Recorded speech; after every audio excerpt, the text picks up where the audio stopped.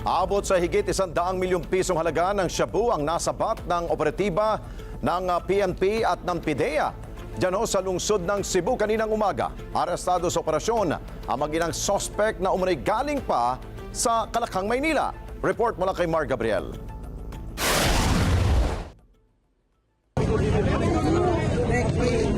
Aabot sa 25 kilo ng shabu ang nasabat na mga operatiba ng Police Regional Office 7 at ng PIDEA sa pantalan na ito sa tinago sa Cebu City kaninang alas 7 ng umaga.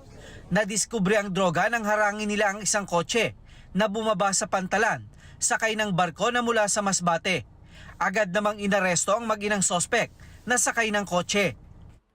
Ay itong ating mga target personalities ay nanggaling pa ng Metro Manila at pagkatapos bumiyahe sila from Metro Manila pumunta sa Region 5 sa isang probinsya doon bago dumiretso dito sa Region 7 sa pier natin dito sa Cebu. Iniimbestigahan na ng otoridad ang posibilidad na miyembro ng malaking sindikato ang mag-inang sospek. Sa pagtaya ng mga pulis, aabot sa 170 milyong piso ang kabuang halaga ng mga nakumpiskang shabu na plano umanong ipakalat sa Cebu. Napakalaking epekto nito, no?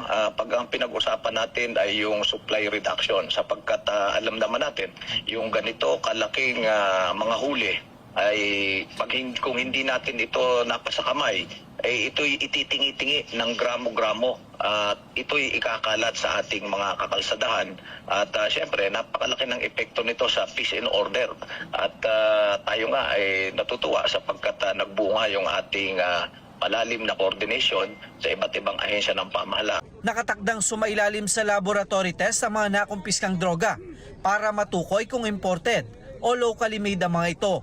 Nakakulong na ang sospek na nahaharap sa kasong paglabag sa Republic Act 9165 o ang Comprehensive Dangerous Drugs Act.